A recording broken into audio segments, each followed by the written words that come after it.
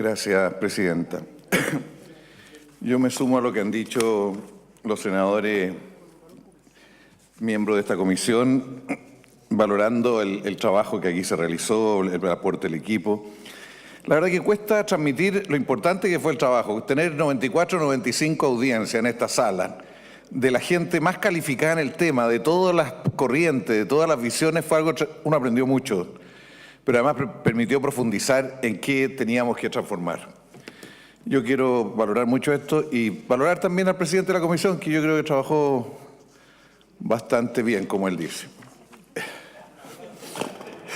No, pero es que... Bueno, yo creo que después de todo este debate, yo estoy convencido de que esta es una reforma estructural, una reforma que le hace a la columna vertebral del sistema tributario. ¿Y por qué es tan importante esto? Porque, sobre todo de oír y de la discusión y de leer, uno queda muy convencido de que buena parte de la concentración económica en este país, la desigualdad, tiene que ver con un sistema tributario que tendía a premiar o estimular el ahorro y la inversión, y a su vez tenía miles de privilegios que era necesario enfrentar. Aquí en el sistema tributario hay una explicación muy importante de la concentración y de la desigualdad que tenemos en Chile. ¿Por qué reforma estructural? Porque hay una recaudación, y esperamos que los informes se cumplan, una recaudación de 3 puntos del PIB, de 8.300 millones de dólares, que es algo muy significativo. También, por lo que ya decía, los privilegios. O sea, esto de terminar con la lógica del FUT, porque el FUT no es un registro, sino que es un sistema de privilegios, y ese sistema de privilegios se altera en lo fundamental, y eso limita, entre otras cosas, la elusión y la evasión. También por eso es estructural. Creo, en tercer lugar, de que crea algo muy importante, que es el impuesto a las empresas, de un 9.5 puntos que no se descuentan del impuesto a las personas. Empezamos a desintegrar el sistema, porque también yo me he convencido todo este debate que aquí se requiere un sistema desintegrado. Es imposible estar tapando forados y seguramente van a aparecer 800 forados más en los próximos meses. Aquí se requiere como mucho más transparencia y claridad, y en eso comparto con lo que ha dicho el senador Saldívar, aunque al comienzo no lo entendía mucho, pero la verdad que creo que no hay alternativa real que no es desintegrar.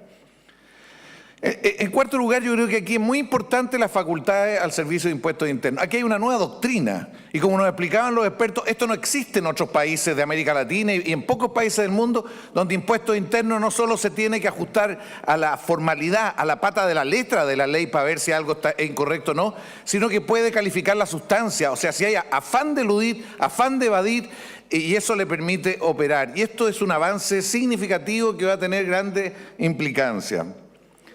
Creo también que las pymes al final quedó bastante bien, porque entre renta presunta y 14 pymes se estableció un conjunto de estímulos y condiciones para que inviertan, para que se desarrollen, para que nunca fueron muy afectados, pero aquí no solo no son afectados, sino que se les genera un conjunto de mecanismos que ya se ha dicho y yo no los voy a repetir.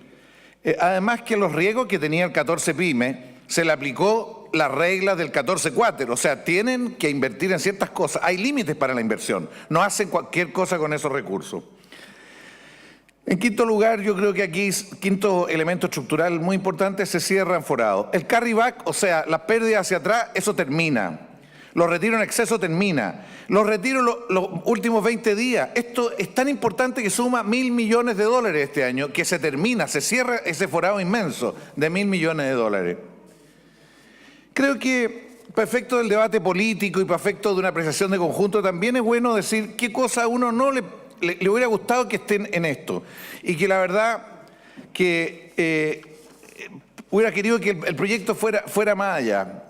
Está claro que el protocolo era necesario para efectos de buscar un punto de acuerdo independiente que se hizo de una mala manera. Se procesó políticamente en un país de la desconfianza de una mala manera. Podría ser procesado de otra manera, mucho más de cara a la ciudadanía, mucho más claro, además de las opciones que se estaba tomando.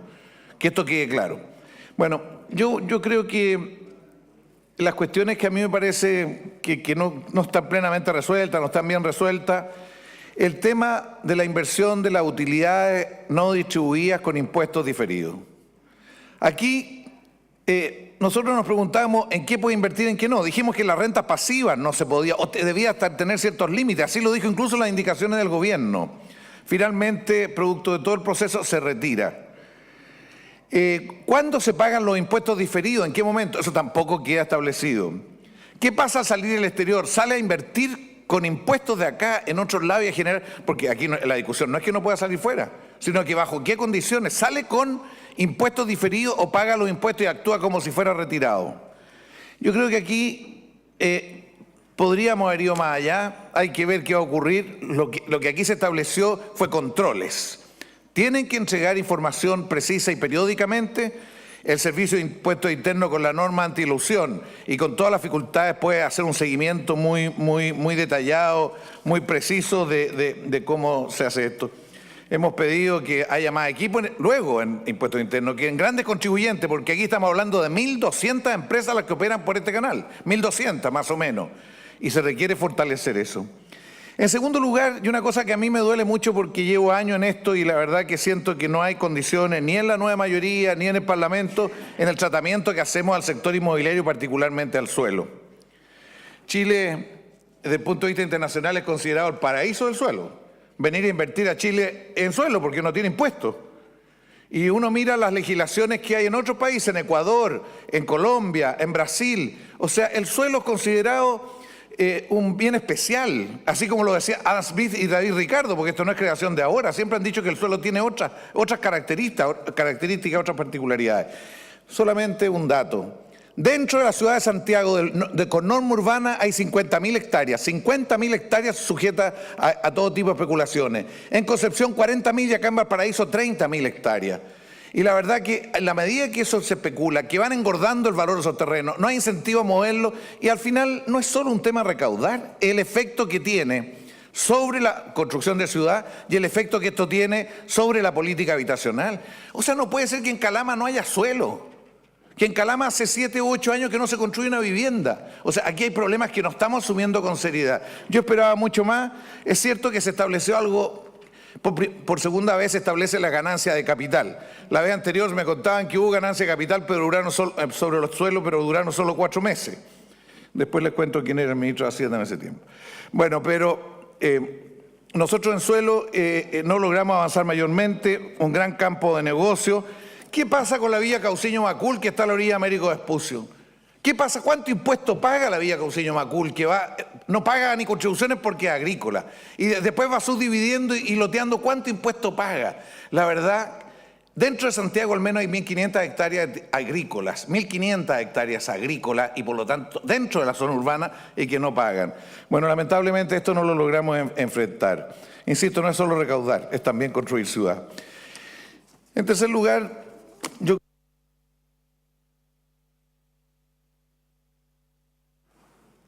Siga nomás, perdón, tengo un problema aquí, pero siga nomás, senador Montes. El tiempo. Yo creo que hay un tercer problema con impuestos internos. Todo este proyecto, o buena parte de este proyecto, depende de las capacidades efectivas de impuestos internos.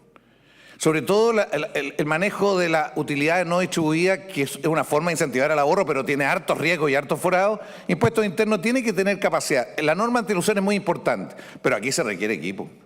Y se requiere un equipo del más alto nivel rápidamente en grandes contribuyentes. Yo creo que no se puede esperar el próximo año. Al mismo tiempo que los abogados que se dedican a la ingeniería tributaria, ¿cómo se llama?, la planificación tributaria, tenemos que tener un equipo constituyéndose para evitar que eso ocurra, para salirle al paso. Yo no sé, creo que esto algo se puede hacer en el presupuesto, pero ojalá que muy luego. Y también, a mí me tocó ir a un seminario del BID sobre toda esta cuestión. Chile está muy atrasado en la relación de impuestos internos con las cuentas corrientes bancarias. No puede entrar. Hay un convenio con la OECD, frente a pedido puede meterse y se va a presentar un proyecto de ley. Pero aquí el problema está en qué ocurre, porque ahí hay mucho movimiento que permite descifrar cosas. Propusimos una indicación para aplicar la norma española que al menos se tiene el resultado, el saldo anual y los promedios cada trimestre. Lamentablemente el gobierno ni leyó la indicación, pero era una indicación suave, bien suave, no individualizaba ningún tipo de gasto, sino que simplemente mostraba los riesgos que ahí podían estar. Yo creo que es bien importante pensar que tenemos que fortalecer mucho a impuestos internos y de tal manera que pueda hacerlo, porque este proyecto tiene como pilar lo que haga. Finalmente, en relación a las lecciones políticas de todo esto, yo creo que nosotros, al menos los de la nueva mayoría, tenemos que pensar cómo vamos a seguir haciendo las cosas. Para nosotros el problema no es que haya o no haya acuerdo. El problema es que lo que hagamos tiene que ser muy transparente frente a la ciudadanía y todo el mundo tiene que entender qué es lo que estamos haciendo o no. Yo creo que este acuerdo era necesario y está bien que se tomara, pero creo que la manera en que llegamos a él pasó por encima de lo que la ciudadanía conocía del debate en ese momento. Yo no creo que esto sea una cocina a puerta cerrada. La verdad que ese concepto que lo hace en otro tono, yo le acabo de regalar un libro sobre cocinería, pero la verdad que creo que es fundamental que las cosas sean transparentes frente al país.